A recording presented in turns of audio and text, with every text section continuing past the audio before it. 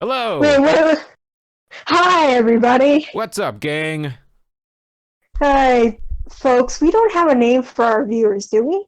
Uh, we, I don't think we have enough viewers to give names, but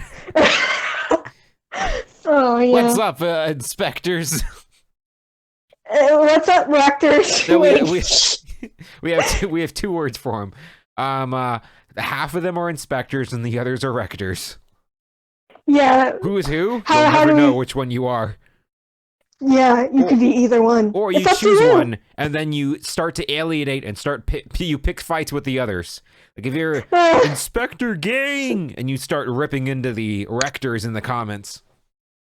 God.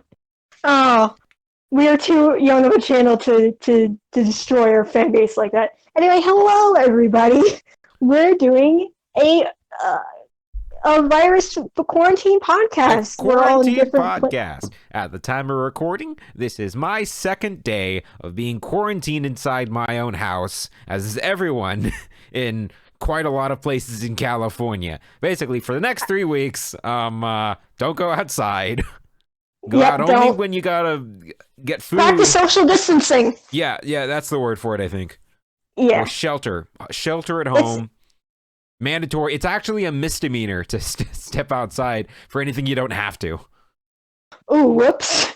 Uh-oh. Well, I mean, in my area. I don't know if that applies to you. I think it applies to where I am too. This Ruh-roh. is my set. I think this is my seventh day.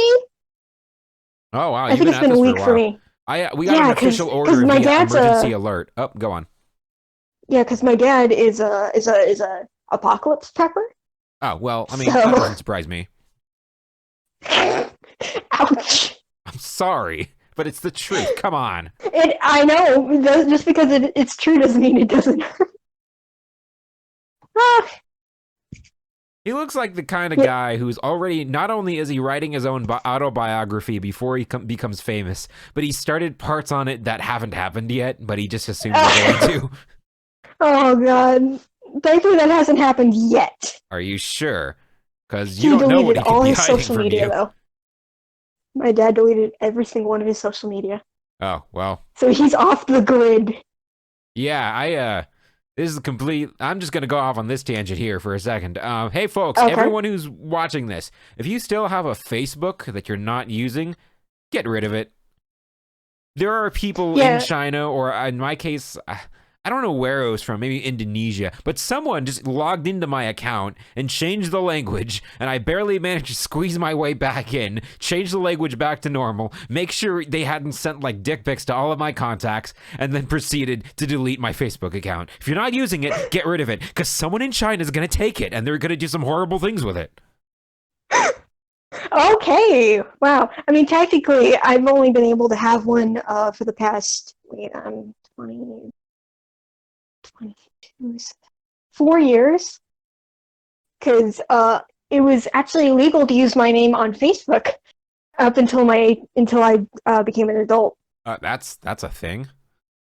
Yeah, well, Well, that's because in middle school, some people made a fake Facebook of me. oh, So, so they straight up called that, like, the police were involved in everything. oh. Yeah, and they never found out who did it. That's messed up. I mean, who does that? Yeah. Who in middle school decides, you know what, I'm going to impersonate, I'm going to just get my, I'm just going to get my foot in the door of identity theft early on. You might as well. It was suspected. Well, you probably don't remember, but my friend Mary suspected that it was actually the class president who did it. Why? I don't know. I guess because I have a silly name and it's fun to make fun of people who look like me and have a stupid name. I mean, that's got to be the, like, weekly episodic Scooby-Doo plot twist of the week is that it turns out the person responsible for the identity theft, the class president. Well, no, Mary was like in on like the in crowd. She was like one of those popular people who actually was friends with me for God knows what reason. Oh yeah. So she did her own like investigative like work into it, and she's like, I think he was the class president. I'm like, I don't even know him. Who was it? Was it, we can't name names, but was No. it the guy who was in high school as well? Yeah, I mean, it was the same people as the student council president every single That's year. gotta be some fucking conspiracy. Well, no, it's just because they were the popular kids and stuff. I guess. Do you get popular and then become president, or do you become president and that makes you popular? No, it was the popularity that got them the votes, because nobody actually voted because they thought they would have any real power or anything to do. It's just because, hey, this is my friend or this person I know, so Oh yeah, I'll check that speaking of box. votes, I know this literally doesn't matter, but I still remember that one time in drama class when we were voting on who would host that big show that turned out to be awful, by the way, but, you know, we tried our best. We were, you know, remember when we were What voting grade for was this? hosts and co-hosts for that? For which one? The What one, year the was- family-related one, the family dysfunction. Oh, I wasn't part of that, remember? I think I was in Spain. I distinctly remember you sitting there in class with us. You were in it, by the way. Was I? Yeah, you. No. Your whole gimmick was that I was hosting the Jeopardy game, and the Jeopardy game, and you were asleep during all of it. That was your gimmick. That you were completely unconscious, but a contestant nonetheless. Oh, now I remember that. And I remember probably because Ben and I actually blacked out. Oh, that makes it all the more authentic. Method acting. Yeah. Job. Woo! But anyway, back to my story of complete bitterness. I have never forgiven you for this, by the way. But when we were planning this show out, you know, people were deciding who would be the hosts, the people who would be just introducing all the shows as they come on. And at the very last moment, Ben and I were like, dude, we should be the hosts. We'd be awesome. And we would have been, by the way. So we held it up to a vote. Who We got the joined the vote? election at the last freaking second, and then it was us. And like, it was like down to the wire, and we were just one vote away from tying with them. They beat us by one vote, and we went to you and just like we were like, oh, okay, so at least you voted for us, and you were like, no, I didn't vote for anyone. Oh! Do you remember that? No, I don't, but oh no! Oh, I thought you would have remembered that, but I have memory loss issues. okay, well, I distinctly remember it, and I'll get mad at your past self, even if your present self is not the kind of person who would do that. No, I take voting very seriously nowadays. Okay, yeah. Topical. You know, we should have voted against this whole Yeah. COVID-19 thing. I feel like it's a very bad move by the... Yeah, really. Yeah. We should have voted no. We vote no on Prop 19. On COVID-19. Oh, yeah. That brings us all circle. We'll be right back Yay! with the COVID-19 quarantine broadcast. I'm kidding. We don't have any sponsors. There's no commercial break. Back to the show. We can be sponsored by our hearts. This video is sponsored by Braid Batto Bedgens.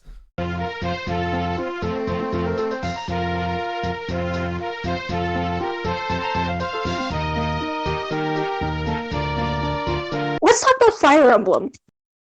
Yeah, I've been making very, very slow progress. I played a little Blue Lions. Okay, well, here's how I started. I played some Golden Year, and then I stopped. And then I picked it up again, Okay. and I finished the game, and I started Blue Lions, and I stopped. And now I'm here. Great. I'm about halfway through the pre-time skip on the Black Eagles route. Hmm. I am. Cool. I like the kids, but boy howdy, I'm not excited to be playing on the villain side. And that Hey, before you say what- spoilers. for the first two routes, she is the villain. Plus the secret route, she is also the villain. Yeah, but So like after you find that out once the time skip happens. Not everyone knows that. well, you can censor that out. You can censor that out. Or yeah, I can just have a spoiler warning there. Yeah, Whoever's editing this, probably me, because I'm the probably one you, recording because it. again, my computer's bricked, so I can't. Yeah, well, I could, I don't know, send it to Ben and make him do it. Yeah, fuck you, Ben. He doesn't have any equipment on him, actually, so I guess it's on me. Oh yeah. You're the only one who can edit today. No, I might in the future. I might record footage. Wow, I might record this while I'm recording the footage as well, or just make it all one recording. Yeah, that's true. That's true. I have no visual stimulus besides our glowing heads. You can multitask. Oh yeah, it's just that if I close the Discord window, then it's going to stop recording our glowing heads. Oh. Hmm. Well, I mean, Can't you keep it open and then open another good point. window? Well, okay, so back to the podcast, back to more conversation topics instead of just back to Fire Emblem because I think it's very interesting, like the stuff. Yeah, go on. Like I think we're kind of finally back at the point before Fates when like the story actually was actually good. I stand by the Awakening has a good story. I know some people don't. I liked think Awakening. So. I love Awakening. I liked Fates too, even though it kind of was hot garbage. But it was hot garbage. I liked the aesthetics of Fates, so nice. but that's about it. Your Fates looked so nice. But it didn't play. It wasn't fun to play. It was fun to play. What are you talking about? I don't know. I just had a miserable time playing Conquest and like a miserable time playing Revelations. That might be because Revelations especially is very gimmicky and yeah, bloated. Revelations is bad. It's just bad in every way. Conquest, I was just having a terrible time. Well, Conquest is hard though. Right, but it was at the point. It was like the first route I played. Oh yeah. So like I didn't have like any new game plus stuff or anything. Yeah, for all I was severely underleveled because I just wanted to end because I knew it was harder. So I just wanted to end the battles as soon as possible. Oh. So I ended up underleveled, and then people kept dying. But because I was on casual, the thing is there is a punishment with casual, and that is you don't keep any levels or experience you got during that battle if they die. So I continued to stay, and then I also got my first ever empty level ups on Elise. Wow. 2 in a row. For all those folks at home, Elise supposedly doesn't get. She's not supposed to. She's supposed to have really good growth, right? Yeah, she's supposed to have really great growth, but I got 2 empty level ups in a row with her. Yeah. It was just. So obviously, I was having a terrible time to the point where, like, the last 3, after restarting the same chapter over and over and over, for like the 5th time, I was just like, okay, you know what? I'm gonna do what's the other one called? That's not casual. Phoenix. I did Phoenix mode on Phoenix mode. Because I was just tired of being underleveled and dying to the same level 5 times. That's valid. Like an hour each. If you want to play for the story, then Phoenix mode is valid. But yeah, at that point I was only playing for the story. Playing Fates for the story is kind of like in the end. I started that sentence without a metaphor to end it off. Right. So. Well, that's a perfect metaphor for Fates. Yeah, it all works out. Yeah. Plus, there's also the problem of Conquest. You know, even though Conquest is supposed to be the villain route, you weren't actually playing the villain. Like, you were still like, oh, we're going to defeat the villain from the inside. Give me a villain Which is, I guess, kind of why I appreciate, even though I'm not super stoked about it, I am appreciating Black Eagles. Yeah. Because you are playing the villain. You're just playing from the villain's point of view, and from their point of view, they're the protagonists, and that's great. Ooh. I love it. Yeah, the writing... I'm excited to play through that. Stellar. Yeah, don't Treehouse's writing is stellar. Oh. What I can tell you is that Black Eagles is the villain route. Blue Lions is more of like a personal, like, character-driven piece than anything. And then, interestingly enough, Golden Deer is like the most standard, like, Fire Emblem plot. I'm glad I did Golden Deer first because it seems like the most standard. So then, after the standard route, then we can go deeper into it. Yeah. Although it's pretty interesting how, like, they're the only ones that touch on, like, the actual villains, those who slither in the dark. At least like what I've seen. Because, like, I kept expecting something to happen in Blue Lions route, and nothing did. Yeah, and I'm don't like, tell me too much about Blue Lions. I've not beaten it. No. I'm not going to tell you, like, any story bits. I'm just like... Just the story bit about how nothing happens with those guys. yeah, like they kind of disappear after the time skip, and like, okay. After the part where Dimitri sprouts rings and becomes the god angel of destruction and murders everyone else, but I'm not gonna spoil you about that part. You know, Oh my gosh! after he goes Super Saiyan 12 and eats Hubert's ass. I don't know.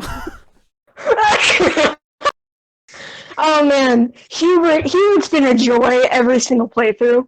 Cause like anytime I've fought against him or just like pre-time skip talk to him, I'm just like, what's wrong with you, Hubert? Do you remember the time when, like, okay, more story spoilers here, but if you're here, you're probably already spoiled. But when your dad dies, he's like, in the other routes, he says, "I'm not one for condolences," and I like press the A button, expecting the second part of his dialogue to start, and it just stops. Oh yeah, I know. He just says that. I love Hubert so much. He's so creepy and weird, and like all the support conversations I've had with him is just people being like, "Hubert, you're being creepy." His one with Bernadette is so great because she's like, "Ah!" She's already like that with everybody, but him especially. He's just like, "Can you not be out in curfew?" And she faints right there, and he's like, "She fainted standing up." It's good. It's almost as though the animators didn't want to bother her laying down. No, they sometimes do show her like actually like fainting, but like she just got so scared she fainted while standing up. Dude, when every time I played through the game and I saw Hubert, I expected him. I'd heard his voice before, but I always expected him to have like this deep and kind of like Severus Snape kind of voice, like, right. "Professor, I see you are doing well." But then he has a completely different, like, "I see you're doing well, Professor." Well, I know he's supposed to be like a parody almost of like, you know, like the evil advisor character, like, you know, like Walter and like what's the guy I thought he from was Awakening? playing it straight Exodus? because he looks pretty evil advisory to me. I know, but the joke is he's just like that. He's not evil and creepy because, like, you know, that's the thing. He's just, you know, That's just how he is. Yeah. Why are you like this, Hubert? Like what? This like gestures to everything. Are you aware of the presence of genetics? I thought not from a worm like you. Sorry, force of habit. He has no eyebrows. Did you notice? I thought he had no eyebrows, and then I looked really close to his part 2 portrait, and it looks like he has really tiny eyebrows. No, it's just like his brow. He doesn't like have like eyebrow like hair. He just has the brow. That's like a stereotypical, oh, this character is evil thing in anime. So yeah, or an anime girl where they have these tiny little eyebrows. Right. Back to Gerald though. Back to Gerald though, because I thought this was like, when I first saw him, like, oh yeah, he's your dad. He's gonna die. Because here's the thing: aside from Elwood in Fire Emblem 6, name a single dad who does not die in Fire Emblem.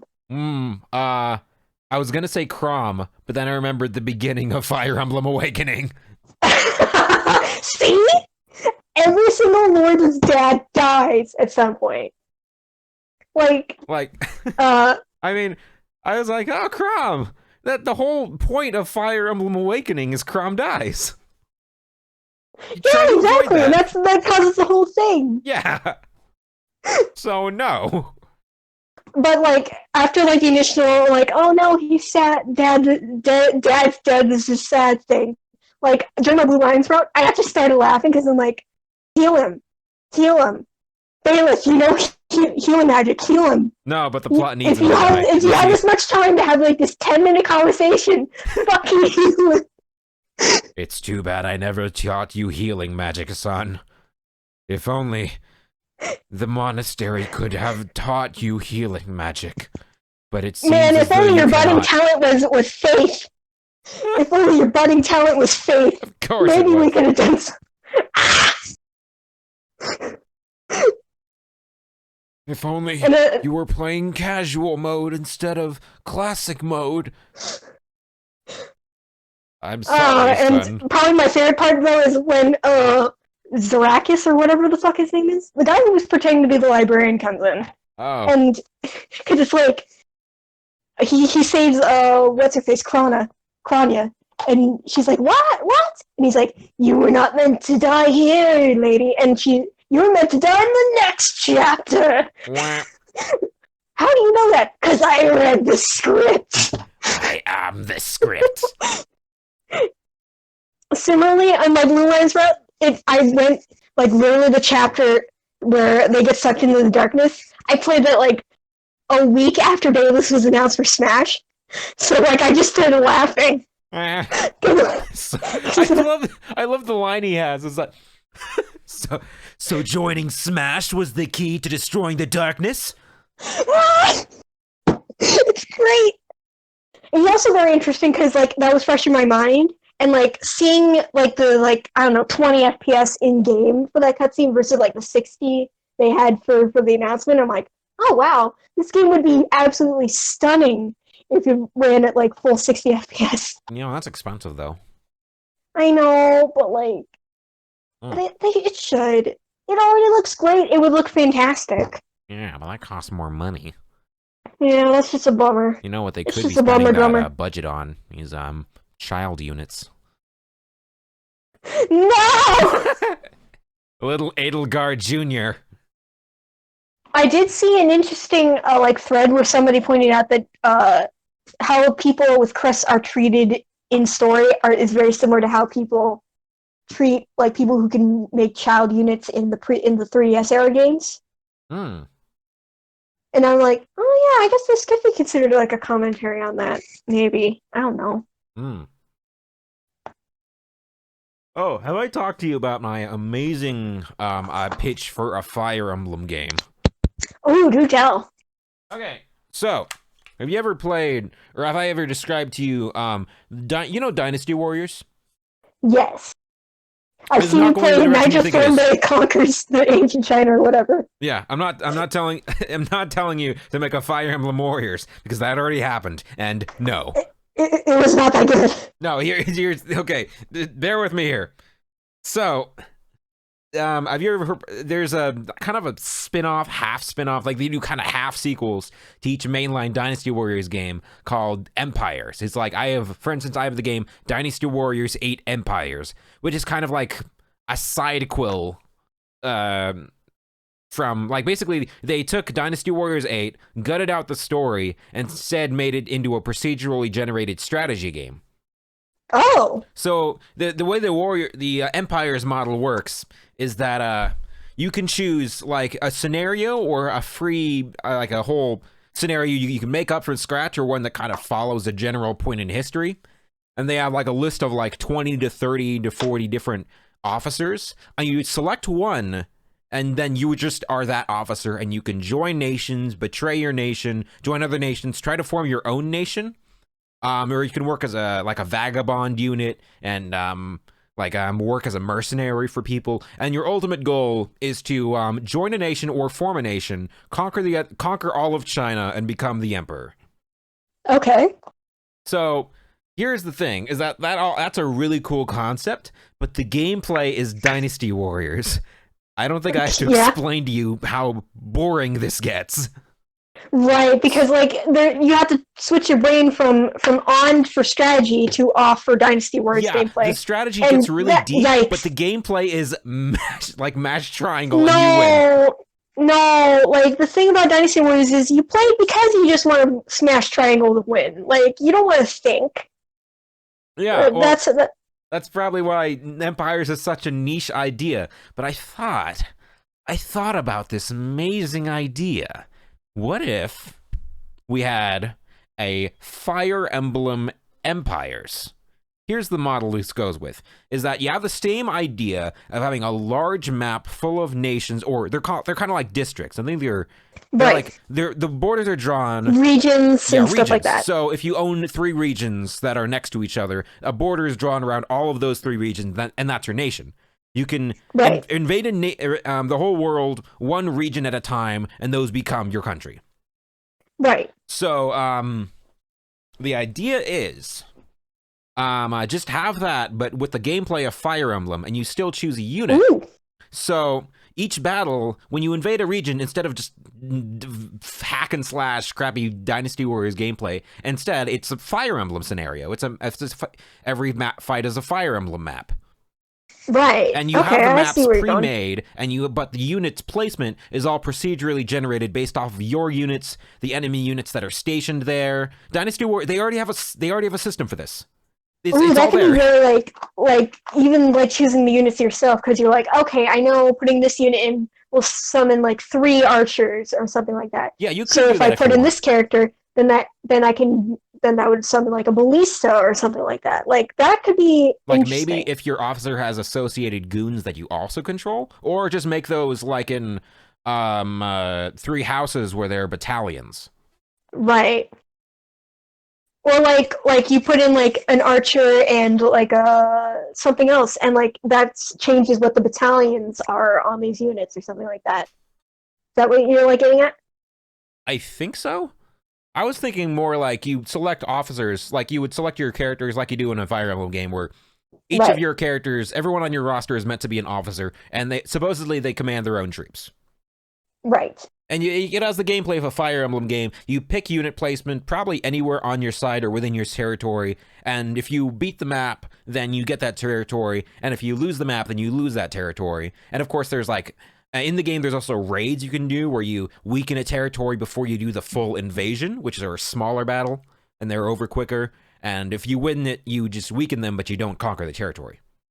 Right. So you make those smaller skirmish maps.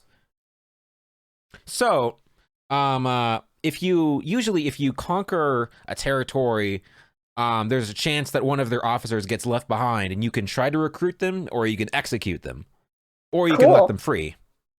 Right. And so I was thinking this would be a great model for like a Fire Emblem crossover game, where just like what they did in Awakening is that they had Einherjar or the the ones. The legacy characters. Einherjar? Maybe it's a Norse term, I think, for the Anyway, the means legacy characters, spirits or they're all something. there. They were made using a character creator, so just have a character creator and make all the characters using it, and then let the player use it too. Oh, kind of like how in Soul Calibur, like the story mode for Soul Calibur, like all the like named all characters the were like enemies are made using the character creator. Yeah. So you just make the entire cast of all these Fire Emblem games using a robust but not overly complicated character creator. And it have portraits, you just so have you know to, who it is.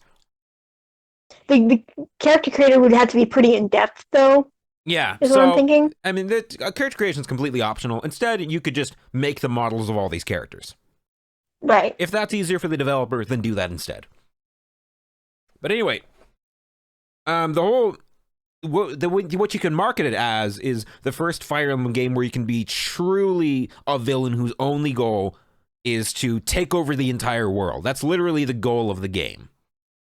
And, included in the package, there could be like special scenarios where your goal is to stop a country or wipe them out. Like, for instance, stop the Adrestian Empire from taking over the whole world. And you could also have like guests like come in from Fire Emblem's past, and like they could be like like enemy conquerors and stuff like that. Yeah, the idea I had is that the map is full of nothing but officers from present and past games. So even if it was like fantasy scenarios in which you would have like Marth's kingdom going up against Hoshido, going up against the kingdom of Fargus, going up against Elise. And then Crom, he would even be a special dialogue where Crom is like, "Do I know you?" Oh yeah, that'd be neat. So yeah, I mean, that's basically what they do in the Dynasty Warriors game, is that instead of characters, they have historical figures, and they have models for every last one of them, and they all have personalities and stuff. Right. So just do that, but with the Fire Emblem characters. Feature every major nation, like the heroes and the villains from all the previous games. Yeah, and like you can go to different like continents. Like you can like start maybe like in certain scenarios on like Magville. I was thinking or you can start on Balm, or like. I was thinking that when you would have to create a scenario to start a game, and you could choose the continent, and that decides what regions you fight over, how big the map is, how many nations can fit on it. And nations are created and destroyed as the game goes on. For instance, like a vagabond unit can take over its nation, like via rebellion, and create its new nation. Like, for I see. example, like I don't know much about the Blue Lion story, but supposedly, like the kind of Adrestian allied in Kingdom of Fargus, you're playing as Claude and the Leicester Alliance, but you get an event saying that Dimitri has taken over the Kingdom of Fargus, and now these characters have been executed, and now these people are in charge, including King Dimitri. Yeah, that'd be cool. And then the new Kingdom of Fargus has declared war on the Adrestian Empire, and you would have an option of either declaring war on both of them or sending a request of alliance to the Kingdom of Fargus or the Adrestian Empire. Right. It would That all would be neat. there wouldn't be a lot of custom dialogue because of how many different things could happen. Right. It would all be like procedure, like you have defeated the Kingdom of Fargus, and you have decided to you can see if you can attempt to recruit Dimitri or execute him, and do the same with all those officers that you conquered. Right. Sometimes So it'd be like a mix of like your own made up characters that make up your empire, and like some character you could like pull in like Namie and like Sevra and like yeah, all these other characters. in the Dynasty Warrior game, you pick an officer from history. So you would pick a character from like you could pick any of the Golden Deer, or you pick Claude himself. And if you pick a Golden Deer, they would be one of his like retainers or his associates. And if you play as Claude, you control the whole nation and you decide exactly what goes on. Oh, so kind of like with Civilization then. I haven't played that, but I guess. Yeah, because I think in Civilization, you pick which ones. So they're all like like Gandhi and like Genghis Khan and stuff, and like you can pick like that person as your person to start your civilization. Yeah, because they all have different stats and stuff. Yeah, in the Empires games, you can play as, when you're with a nation, you're either an officer, or you're an advisor to the leader of the nation, or you're the leader of the nation. If you're anyone but the leader of the nation, a computer player decides what the nation invades, but you contribute to the actual battle, and if you do well, and if you win the battle for them, then they conquer the nation. So you still decide if you win or lose, but if you're not the leader, then the computer player decides what a computer player makes the decisions of the nation until you take it over. Right. Like, I'm playing as Lorenz, and I'm doing kind of a traitorous route where I am staying close to Claude, and at some point I backstab him, and I win an internal battle with whoever I can convince to join my side. And then we execute Claude and become the new leader of the Leicester Alliance, for example. Jesus. Which would totally happen. Totally happened. And Hilda's like, whoa, what the fuck did you do? Hilda has been executed. Oh my gosh. Am I the only person who does not like Hilda? Huh? Because like at some point I'm like, okay, she's just being really fucking annoying. Oh, and like I go online and everybody's like, Hilda's great, I love Hilda, and I'm like, oh no. Do I have a controversial opinion? I like Hilda. Would you have executed Hilda? Well, at a certain point, no, because she's like a monster of a unit. She's great in battle. I'm talking about but personality. Her personality is obnoxious. Okay, in the Empire's games, there's actually a morality system. I think it's called honor, where like if you like execute a lot of people, you have low honor, and if you help a lot of people in need, you have high honor. Right. You could have a similar morality system where you could execute any of your own units just for no reason because you're a tyrant. But that'll lead more more neutral nations to be more likely to take other people's sides and declare war on you. Right, because they're like, hey, stop being a dick. Like, hey, King Lorenz just executed half of the Golden Deer. He executed Ignatz because he had an opinion. So now the Adrestian Empire and the Kingdom Fargus both want to take him over. God, this is an interesting AU. Good job, Lorenz. Hey, I'm just using it as an example of things you I can know. do. I know, but I just find it very funny. Yeah, and you could turn any character into a complete scumbag villain just by doing horrible things. Like you could raise taxes and that lowers your honor. That's what happens in Empires. Right. And then you could like play as villain factions. Like you could start a game playing as like Grima Robin and you're playing as Plagia. You could like take over Plegia by overthrowing your dad Valadar and becoming the new emperor, and you take over the whole continent. That could be fun, but then there could be like an event where like you have to stop Lucina from going back in time, too. Yeah, true. That could be that would probably be a special scenario programmed by the developers. Right. So like if Lucina wins, if Lucina and a small faction of characters win this specific match at the very end of the game where they try to go back in time, if you lose this battle, it's considered a complete failure. You get a game over. That'd be neat. Yeah, because the game, technically, I was playing a game of Empires where my kingdom was like completely dismantled. It was everyone, all the bad guys and the good guys, they were all custom characters made by me. But I was playing as the good guys, and we were defeated and dismantled. Some of the good guy officers joined the Empire, the evil Empire. Some of them were executed, some of them disappeared, and I joined a vagabond unit with one other. And then we formed our own nation, and we're back at it. Yay! So that's something that could happen. Like, for instance, you're playing as the Lorens-Lester Alliance, the Lorens Alliance. And the Lorens Alliance? And then Dimitri's like, okay, I've had enough. And he keeps on invading you, and you keep on losing because your units suck, and you haven't leveled up. And obviously, well, you're playing classic mode, so after a single loss, a unit's gone. And then you keep on losing territory until you only have your capital, and then you're completely invaded and you're taken out, and then Lawrence is executed. If you're playing as Lawrence, game over if you get executed. Right. Well, if you're but that's like interesting. Like, huh?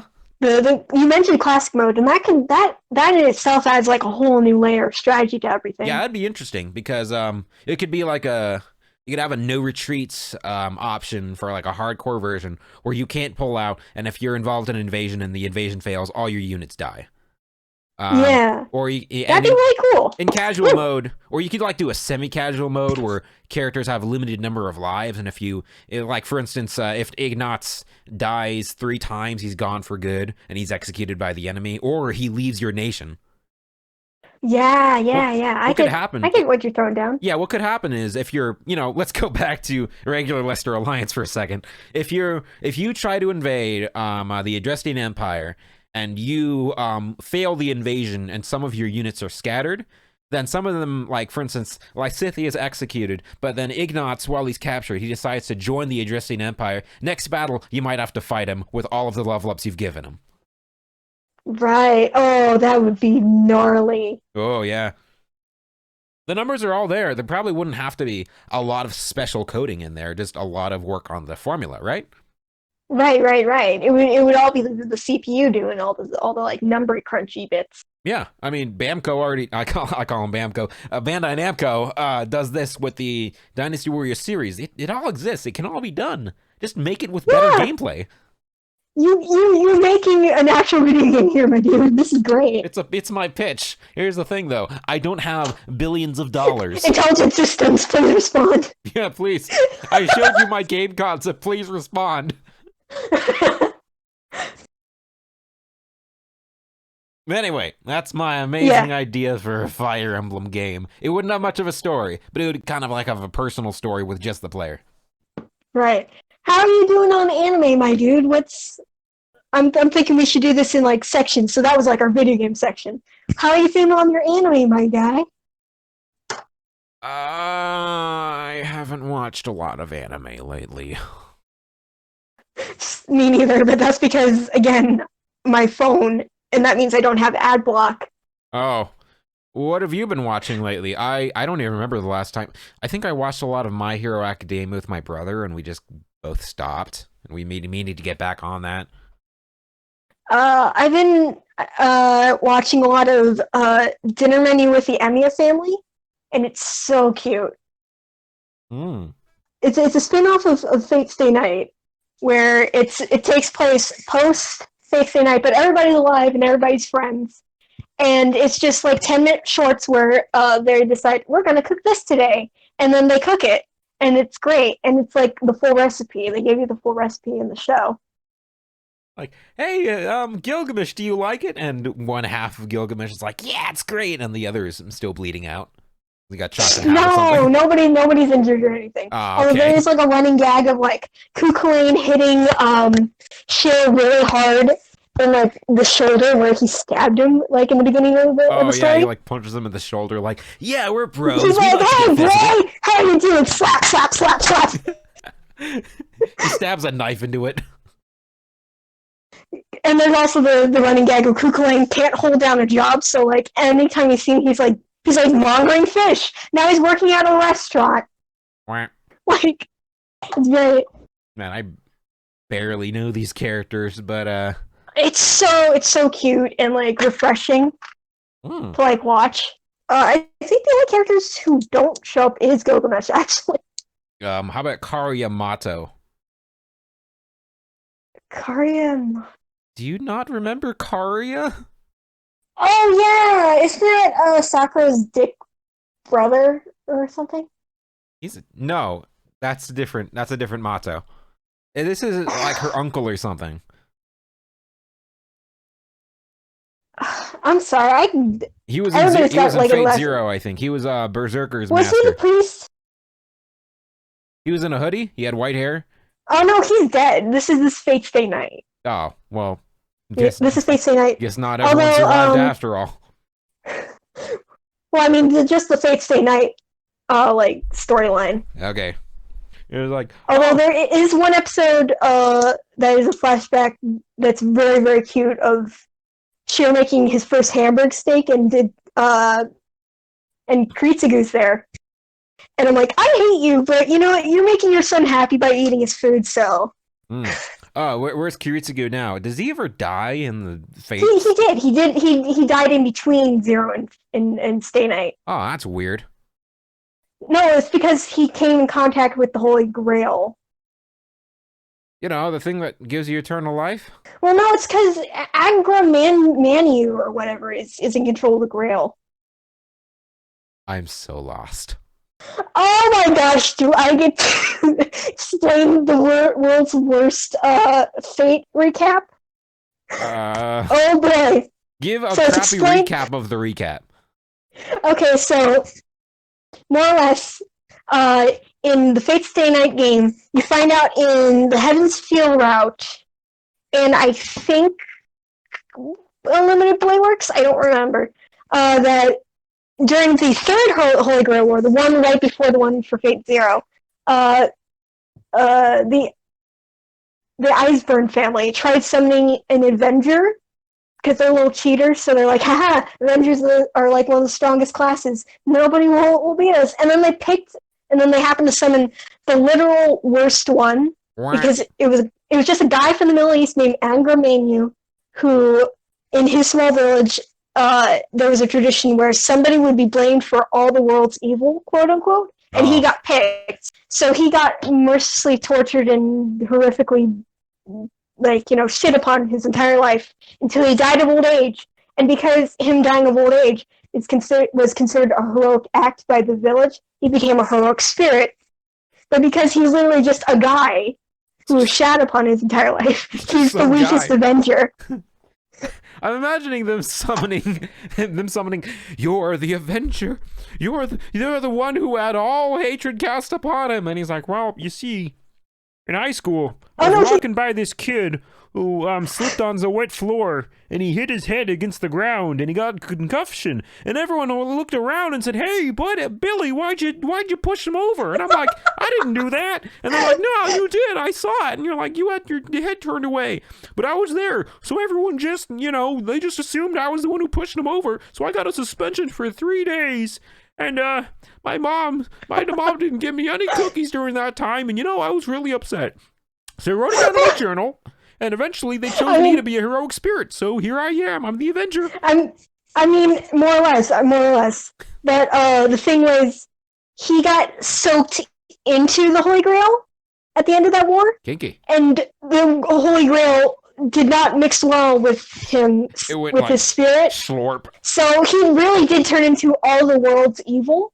Oh. So that's why. So from that point on, the Holy Grail was corrupted. So anytime a wish would be made on it, the Grail would somehow twist the wish to mean destroy all of humanity. It's like a bad autocorrect. Like, Uh, Yeah, hey, really got Holy out of Grail, quick. give me the world's most delicious sandwich. Did you mean destroy the world?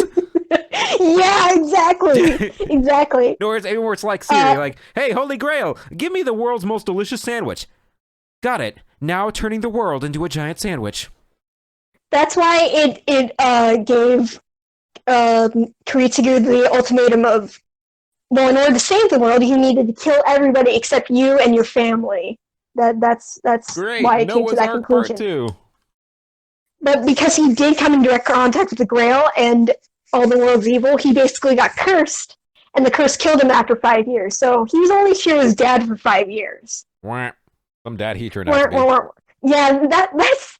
Can you imagine that? Like, you're a kid who just lost everybody who's ever loved in a giant, massive fire, and then the guy who adopted you dies 5 years later. I was when I've watched Zero before knowing anything about the series, so I'm like, oh great, so this Hirisugu guy is actually the dad of the new main character. That'll be interesting to see how he's grown older in the next 15 years, and he's dead. Yep, he's dead. He's just gone. But in the time skip between then and now, we never see him again. Yeah, that's also why Saber Alter exists, is because I think she came in contact with some of all the world's evil in the Heaven's Feel route. I don't know. This game is But fucking. why didn't Kiritsugu become Kiritsugu Alter? Because I think Type Moon that reminds me, has Enya Alter. I think Type Moon has a problem with cause and effect. So, it isn't up on my channel yet, but Curio and we did record a video where he tries to guess certain, like, heroic spirits. Yeah, and one of them was Enya Alter. Spoilers, by the way. But I just realized what makes it worse. So we talked about, like, how it's just so much worse. Oh yeah, he like absorbs all the evil in the world, so he turns into a black guy. No, he's not all the evils in the world. It's like he just had a really traumatic experience as the regular Enya spirit. Oh. That really just fucked with him really, really bad.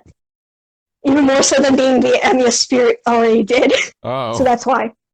But, like, so in one of the events or something, like Tamata no Mei, or I guess Extra Caster, I don't remember her real name. She calls him, in the English version, Edgy Emiya, or Edgemiya for short. Edgy. Do you know what she calls him in the Japanese version? Huh?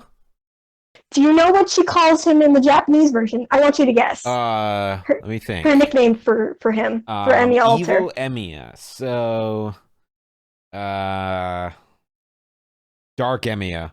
Darth Emiya. No. She calls him Detroit Emiya. Detroit Emiya? Or Demiya for short. What?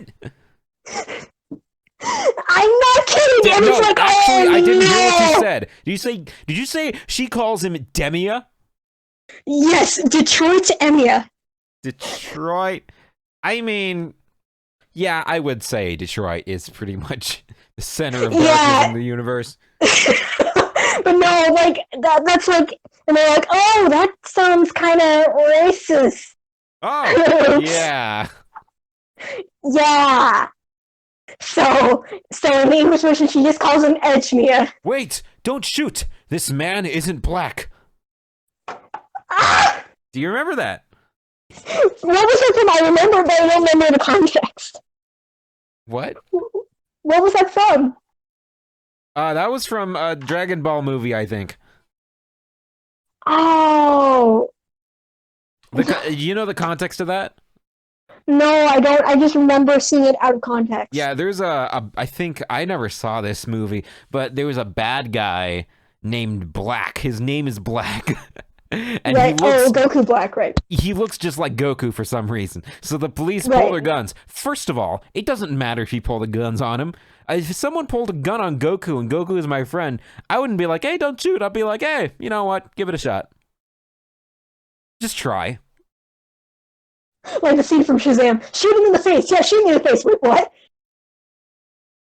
No, it's first of all, if they shoot Goku, nothing's gonna happen. But anyway, Right. his name is Black, and so the most unfortunate dubbing is, wait, don't shoot. This man isn't black. Ah! And Oh! Siri's like, yeah, you're right. Oh! Unfortunate. Very unfortunate. I mean, Oh god. darkness is evil, right, guys? Oh! Oh, I'm medium skinned, so that makes me morally ambivalent.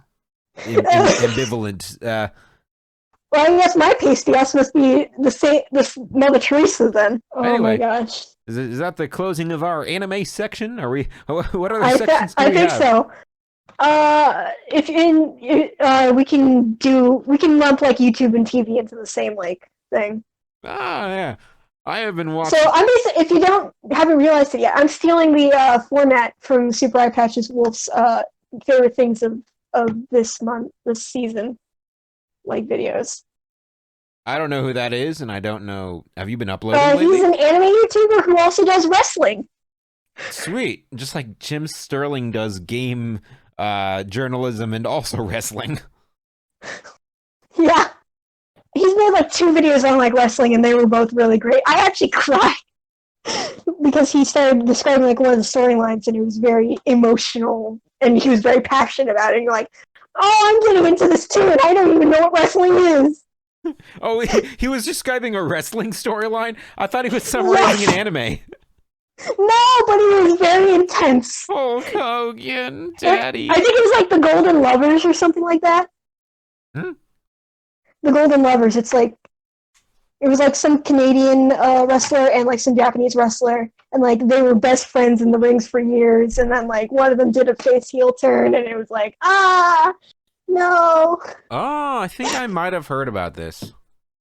Face heel is when he turns good? No, face is good, heel is bad. Oh, so face heel, he turns evil. I mean, the Yeah, Canadian guy, he even looks Canadian. I don't know exactly what makes Canadians different, but you can kind of look at him and go, yeah, it's Canadian. They kind of have like a general aesthetic. Right. Right, so let's lump YouTube and TV together, and then we can probably wrap it up. Yeah, okay. What have I been watching on YouTube? I have not been watching a lot of TV, but one show I want to check out is Brooklyn Nine-Nine. B99's great. I've seen a lot of clips on YouTube. I'm not caught up, but like it's really good. How do you stream it? What's a good site to stream it on? It's on Hulu. We're a Netflix family, but I'll see if I can convince my folks to get Hulu. Right. And I'll be out in like 6 months anyway. I got into Riverside. Yay! Yeah. Good job. Applications are still ongoing for the others, but if nothing else, Riverside. Nice. Unless we get like, unless they get shut down for the next year or so. It's a year to prevent COVID-19 from getting out there. Wait, should you be saying what college you're going to in case somebody might want to dox you for any reason? What's gonna happen? I don't know, man. I'm paranoid about everything. Are they gonna like go all the way down to like, are they gonna go down to Southern California and be like, oh, it's one of you's Curio? Oh no, wait, you're going to Southern California? Damn. That's where it is, I think. Oh, every day. The 3 of us, you, me, and Ben, we're just going further and farther away. I'll visit, and I mean, we're talking right now. Right, that's true. And who knows? My number 1 school is Berkeley, and Berkeley's right here, so I can still visit you if I get in Berkeley.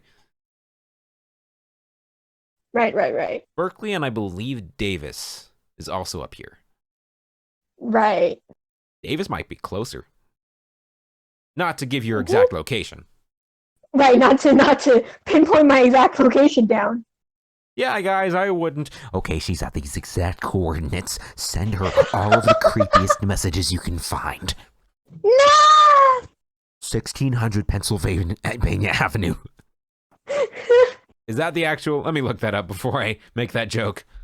No, it's not Pennsylvania Avenue. You're safe. In terms of YouTube I've been watching, have you heard of B-Mask? B-mask? B-Mask. B like beans. Being mask. B-Mask. B, the letter B, dash, mask. Oh. No, I never heard of it. He's like one of those YouTube like analysis kind of guys. He just did like a full length like feature film length like documentary on the Fantastic Four, and Ooh. it's so good. This ought to be interesting. Oh my gosh, it's really good. Like um, it came from a place of love with him because like he really loves it. And like the thing was, when I was younger, I was really into the Fantastic Four, because the Invisible Woman. Like I didn't really know those could be superheroes, and then I saw the live action movie, the one that had Chris Evans as the Human Torch. Oh, yeah. Oh man, what a world! He was the Human Torch, and then he was Captain America. That's America's ass. And that was just like eye-opening to me. Girls can be superheroes, and like the thing is, my dad really loves The Thing. All of his comic books that he owns are like Marvel stuff, and there's like it's either stuff that has Spider-Man in it or stuff that has The Thing in it. The Thing. I And mean, like, yeah, your dad would be into The Thing. I feel like that's his personality type. yeah, yeah, and also like Power Man. I'm surprised you didn't know women could be superheroes. Like, you'd never heard of Wonder Well, I mean, Woman I before was that. I was like 5 at the time.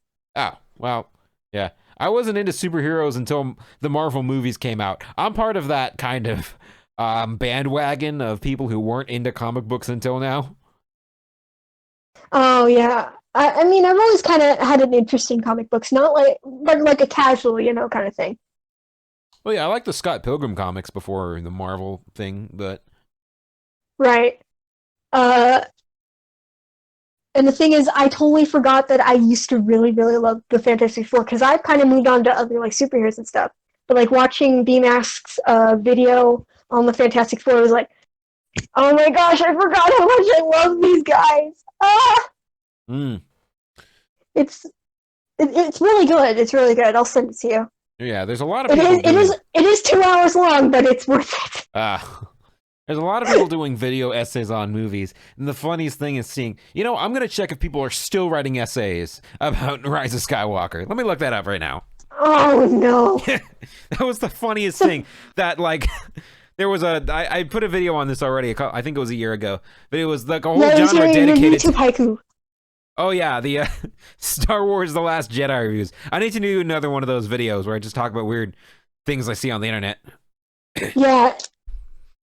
I think haiku. out of all these people who do video essays about movies, I think the only person I really trust is Cosmonaut Variety Hour. Hmm. Have you seen his vids? No, I have not. Well, everyone else is garbage.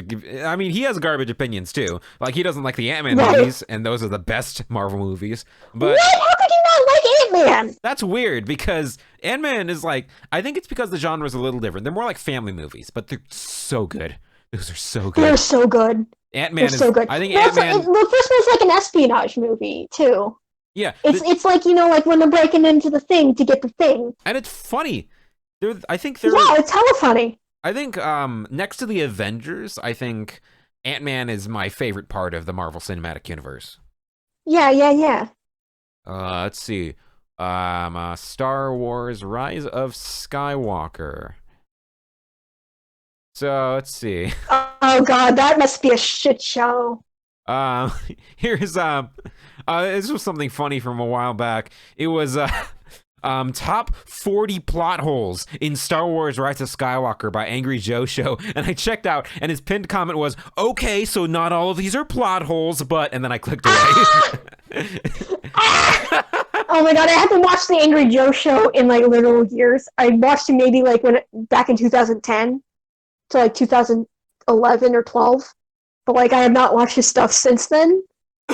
Probably because like I don't find the just being angry for no reason thing really funny anymore. Oh, well, Like, I'm more he into doesn't do a lot of game reviews anymore. And when he reviews movies, they're not really angry reviews, even though he still calls it that. It's more about him talking with his two buddies. And some of them I like, some of them I don't. It depends on, like, what subject it is.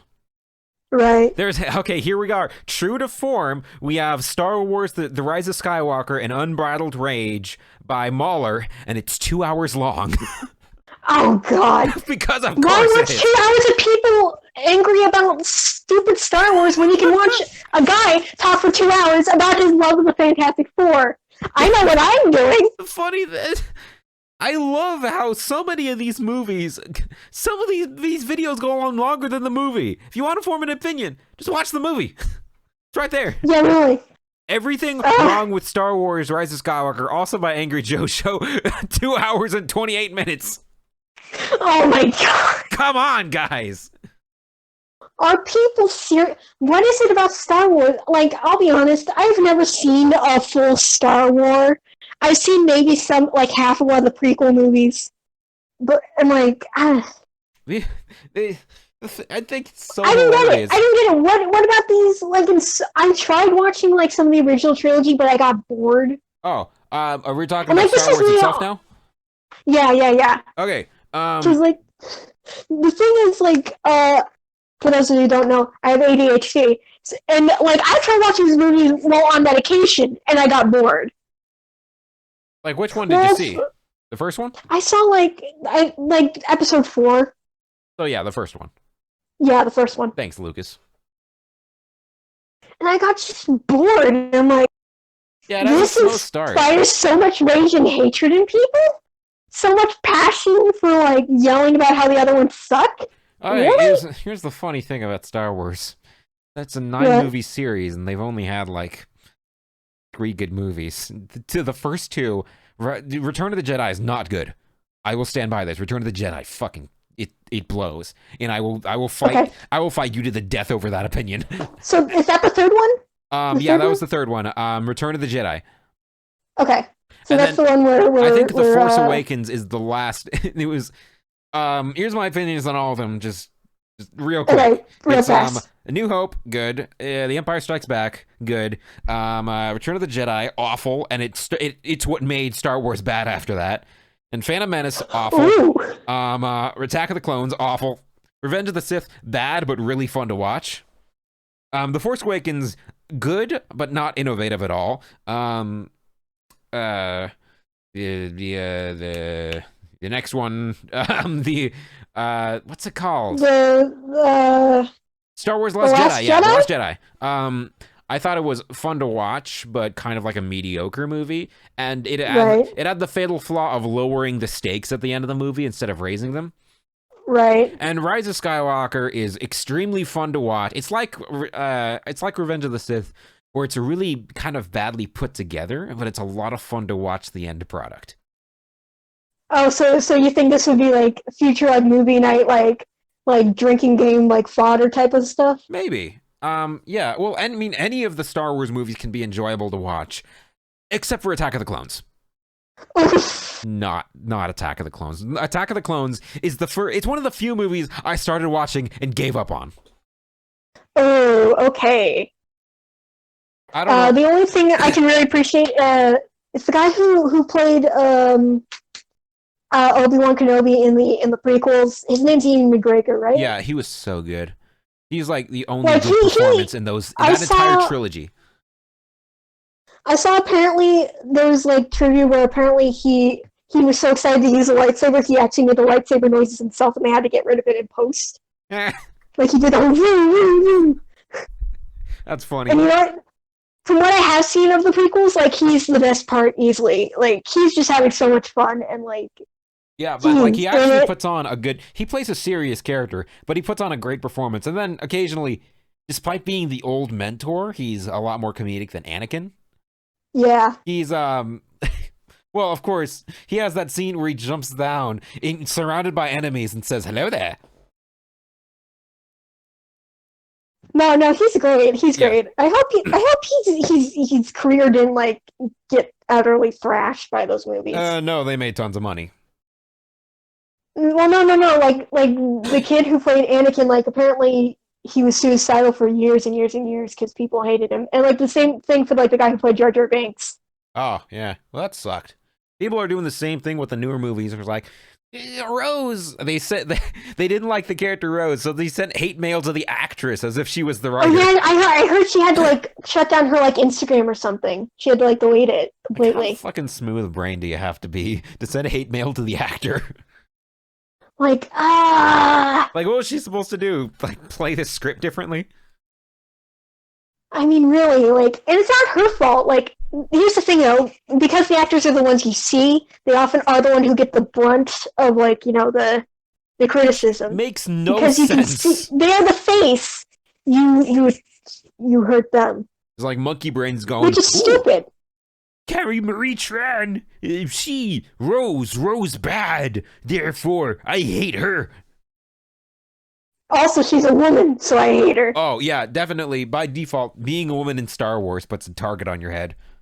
Oh, yeah, absolutely. I think the only one who's safe is Carrie Fisher. One, because she's dead, and two, she never gave a shit to begin with. Yeah.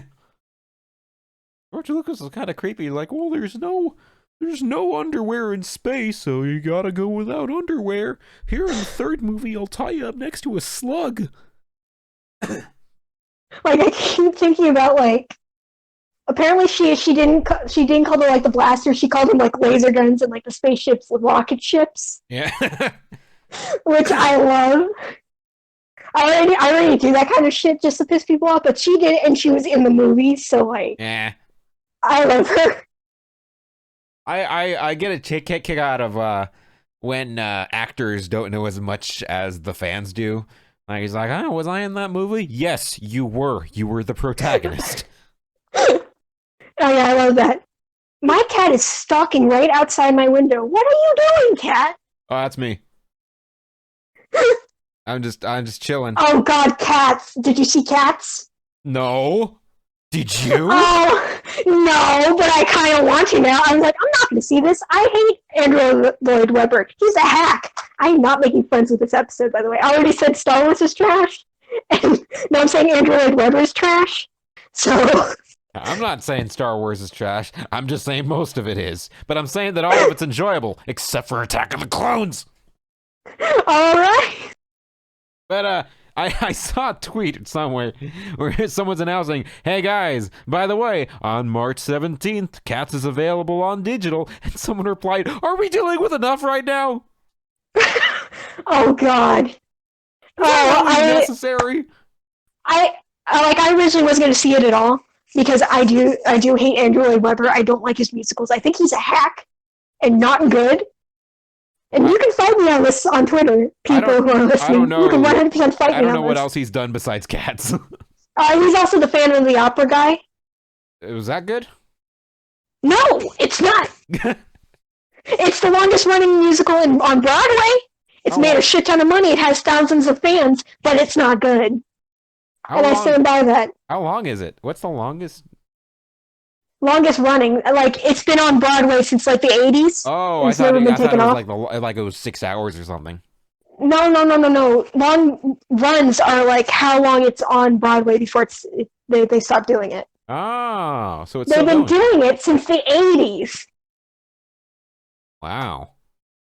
Yeah. Oh, my God. But the thing was, I wasn't going to watch it. And then all the reviews started pouring in, and they're like, oh my God, this is terrible and weirdly sexual in places. And like, what? Didn't you see the trailer and see how awful it was? Yeah, and like, well, no, these are like professional reviews. People were paid to, go and see this movie. Yeah, but I thought, wouldn't you be immediately put off by the trailer? I know, but they had to because it's their job. I meant you. You said... Yeah, I know. I wasn't gonna watch it. It looked ugly, and I hate Andrew Lloyd Webber musicals. Oh, but then, like, all these reviews came in saying it's terrible in like this very uniquely, like, almost spiritual experience, like, way. Terrible and weirdly sexual in ways that are uncomfortable. And like, I need to see this now. Yeah, what I was getting at is that you're like, everyone else is like, oh my God, it looks horrifying. I'm not gonna watch this. And then you said, Andrew Lloyd Webber. I'm not watching this. Also, it looks horrible, but it's Andrew Lloyd Webber, guys. I mean, that was my first thing when I heard Cats was being turned into a movie. I'm like, no. Yeah. I'm not gonna. But no, now I have to because it's everything I hate. Yeah. Make it a movie night. Don't watch it alone. Yeah, I know, I need to. Once we're out of quarantine, I shall And then bring it was snacks. apparently like nominated for like Best Picture or something like that, wasn't it? At the No. Oscars? I heard it was. Was it? What? It was apparently something at the Oscars. Let me look this up. The Academy Awards Cats. Did it autofill?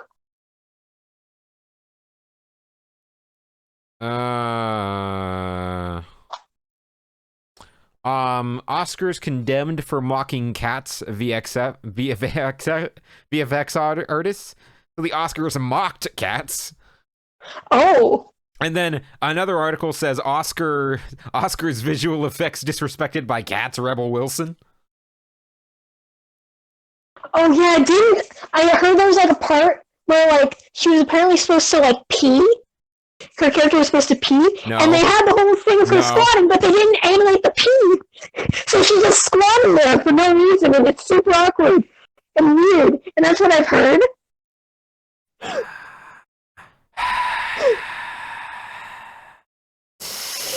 Like I said, Cats is apparently a very uniquely awful experience. Oh. Okay, I'm looking at the news articles right now. It's still they news. take off their cat skin to real cat skin underneath their cat skin. So look at the news articles. Just these headlines. Hashtag release the butthole cut. Cats riles up Twitter as it finds new viewers. Oh God. The Razzie Award winners are here, and yep, Cats dominated. Yep. Ouch. Tom Hopper's Cat scratches up 6 wins from 40th annual Razzie Awards. God. Judi Dench says she hasn't seen Cats after Razzie nomination for Worst Supporting Actor. Not even the own actors would support this fucking thing. Oh. Sorry. Sorry, Cats, but the 2020 Razzie Awards have been canceled from 3 days ago, so I guess that was outdated. Oh. So I guess they did hold the Razzies online. Okay. That's fair. Oh, yeah. We should definitely watch Cats once the whole world is recovered. It's somewhat more stable, yeah. Yeah. And then we're going to watch it and we're going to get sick all over again because of it. Oh, yeah. 100%.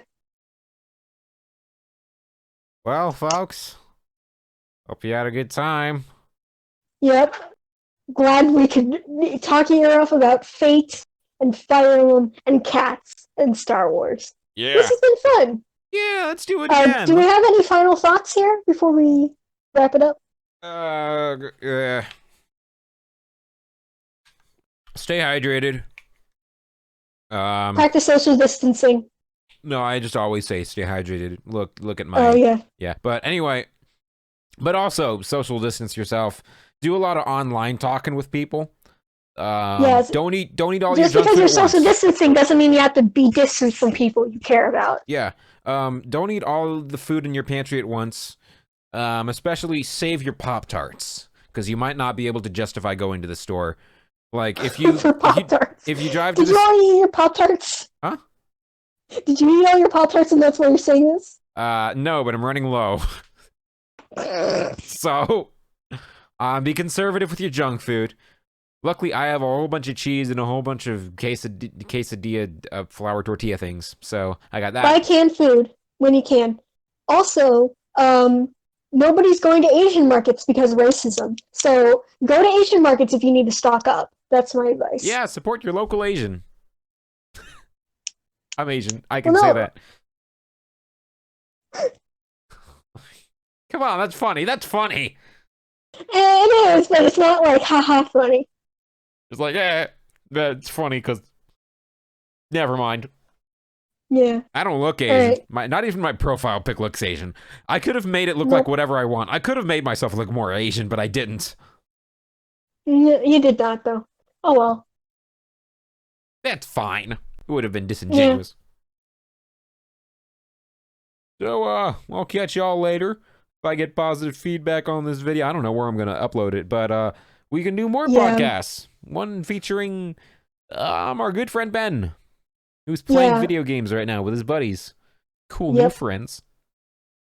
I miss you, Ben.